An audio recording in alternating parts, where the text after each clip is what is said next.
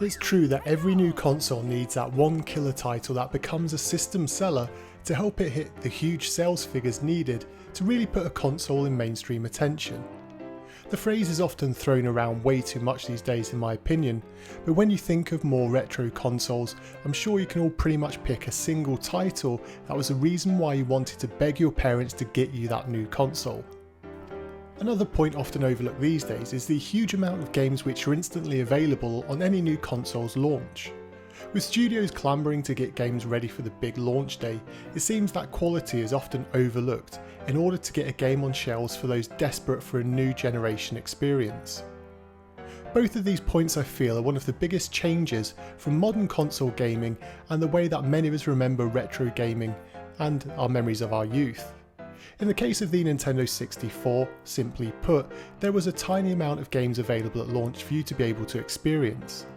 Combine that with the high cost of the first wave of N64 games, and Nintendo really needed such a title to cement the console as a worthy successor to the Super Nintendo. Let's not forget that at this time Nintendo was under a huge amount of pressure. The PlayStation had pretty much wiped out all consumer interest from Nintendo's newest console, aside from those die-hard Nintendo fans, and anything but a killer Mario title on launch would have perhaps cost and caused Nintendo even more problems than they had first realised. Like many of you watching and listening, when I was eagerly awaiting the launch of the then titled Ultra 64, I just couldn't wait to see what Nintendo had up their sleeves. After always sticking my eyes into magazines or newspapers with any snippet of information about the new Nintendo console, the slew of screenshots and information that started to come out only helped to heighten my excitement for what was to come. Years ago I told the story about getting my Nintendo 64 console on launch, but heck, if we're waxing nostalgia, I don't mind sharing it one more time. You see, my brother and I would always get a joint big main present. And we would get this from our parents, and we always knew it would be something big each year for the simple fact that if we were sharing it, we therefore knew it must be something that we both wanted, and therefore it was usually gaming related, which was one of our shared passions. For months before Christmas, we had both taken it in turns to drip feed my parents an explicit list of the console and games that we wanted. It was almost like a military assault.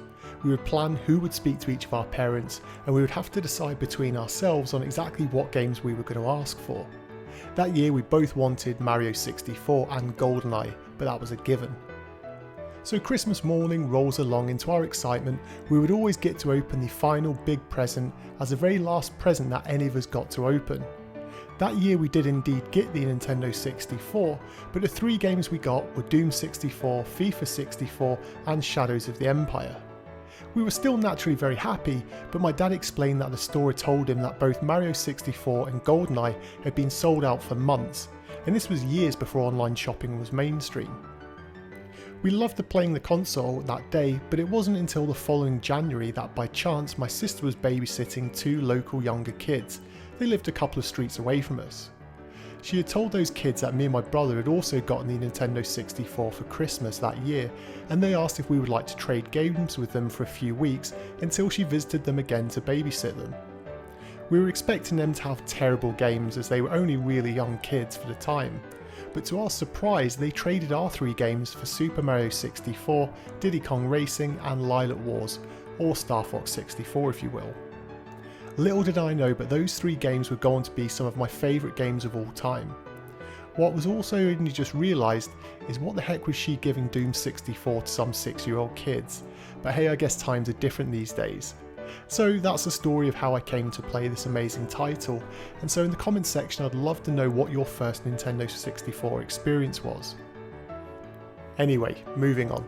One of the most common comments I get on this channel is when am I going to review a certain title, and it's no surprise that Super Mario 64 is often one of the most asked questions.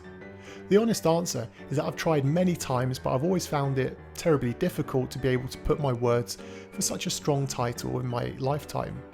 It's also one of the most reviewed, discussed, analysed and covered games, and I really don't feel that I have much to add to the debate that hasn't already been covered. However, on my never-ending quest to review everything Nintendo 64 related, I've finally been able to put pen to paper to muster something today. Super Mario 64 was conceived during the development of Star Fox on the Super Nintendo by none other than Miyamoto himself. Seeing the early power and technical 3D abilities that Argonaut Software were using to create the Star Fox title on the Super Nintendo, he began to realise that taking Mario into the third dimension was soon going to be possible. The founder of Argonaut years later stated that they developed a prototype game featuring Yoshi with a basic 3D engine, with the main hope of Nintendo picking up their title for full development. They didn't, and instead they took the concept and worked on Super Mario 64 internally. However, that demo, after Nintendo took a pass, eventually continued development and became Croc Legend of the Gobbos on the rival PlayStation. It's stated that development of Super Mario 64 took 3 years in full production, with the first year being used for concept and design work, with the remaining time being used for the implementation of full development of the software. Development was straightforward, however initially Miyamoto wanted a 3D look on a fixed path, almost like an isometric look, but later changed to a full 3D experience when the team were able to push the hardware beyond the expected levels. After impressive demos at Space World and the game was about 50% complete at that time, Miyamoto was still pushing hard to have nearly double the amount of courses, but he felt he was being restrained by the cart size.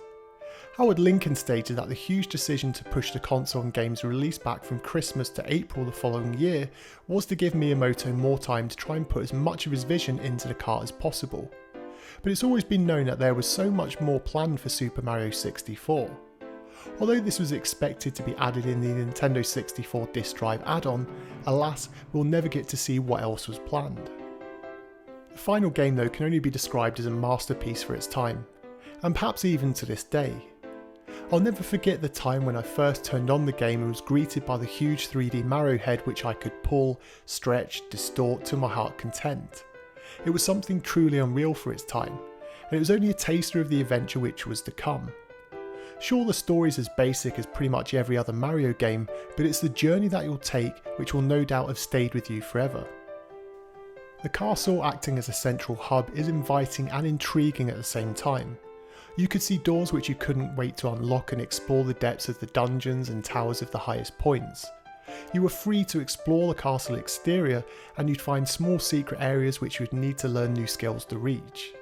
It's the exploration element which really set this title apart for me. It truly felt like its own living world, where you would be rewarded for trying to examine every nook and cranny of this world. This hub world led to the courses, with stars awarded for achieving certain objectives, and it may sound fairly linear, however the rest of the game in its size of the courses and endless possibilities really changed the game.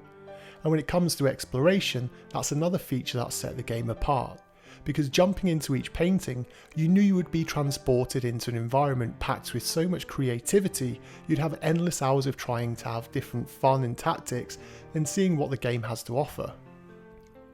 Sure, you could argue that some of the courses stick to the typical platform game tropes, but when they are done, you hardly care, because it's platforming perfected, and when combined with the large number of moves you could learn from Mario, it really was a game that you could be coming back to for months on end. And this was important in my opinion for its time, because you got a lot of game for what was a large price point at that time. None of the exploration would have been enjoyable if it hadn't been for the tightly tuned controls. Now, whether you love or hate the N64 controller, it's hard to deny that when you play Super Mario 64, the controller is a joy to play with. Sure, modern day analog sticks are more responsive and smoother to operate, but for its time, this controller and this control setup felt almost magical. If you made a mistake and fell off a platform, it felt like it was your mistake rather than the poor controls. And this is shown in the many other areas of the game, such as the ability to fly, to surf shells, and gliding down slides. No matter what you're doing with Mario at the time, you do not feel disconnected from him due to poor controls. The graphics too were out of the world for the time. Sure, later N64 games could pump higher frame rates and higher resolution textures, but just look at this title and remember it was a launch game on the system. Even by the end of the console's lifetime, it's hard to choose many other games which graphically had an overall package as nice as this. Super Mario 64 brings the cartoon-like graphics to life, and even now they are so etched into my mind as a perfect example of how both graphic design and level design can work seamlessly with one another. Both Mario and the enemies contained in the game feel like they have their own distinct personalities, and the amount of animation Mario himself has really helps bring him to life as a character that no other Mario game had previously been able to do. The enemies too behaved and acted exactly how you'd have expected them from the old 8 and 16-bit days, when you had to use your imagination to evolve them further than what the consoles could present at the time. And let's not forget the musical masterclass that Koji Kondo delivered in this game. I'm pretty sure that if you name any course in the game to someone that's played this title before, they could instantly start humming or whistling that course's music to you. The diverse range of game music delivered here is really regarded as epic. From the upbeat lively tunes to the relaxing and calming melodic beats, this game has it all. It sounds as if no sacrifice has been made in this department, and every single track in the game will likely be on any list of the best music on the system. The effects too are not to be snuffed at. The grunts, groans, yells and screams from Mario further add life to that Super Mario 64 character. It's no surprise that upon the game's eventual release it was hailed by many reviewers as simply being the best game ever made. It was the reason to pick up the Nintendo 64 console on day one, and I can generally describe this title as a system seller. I just shudder to think at how the Nintendo 64 would have turned out without this title landing on day one. Sure, the Nintendo 64 was beaten by the PlayStation in terms of sales, but without Super Mario 64 on the system, this would have been even bigger, and would the console have been able to hang on for so long? It's the type of game that if you had someone who had never played a Nintendo 64, you'd put this on, put the controller in their hands, and they'd quickly realise why you like the system so much. There's not really anything not to like about this game in my opinion, and this is a hard game to review because there's just so much to love that most reviewers are an endless list of beautiful analogies, gushing praise and statements such as the most important N64 game ever, and quite frankly it's hard for me to disagree with that. So I expect some point by now everyone watching will have played the title, because it's just one of those games that everyone seems to have played, and so I'd love to know your absolute favourite element from the game. I'd also love to hear your 3-word reviews of this title.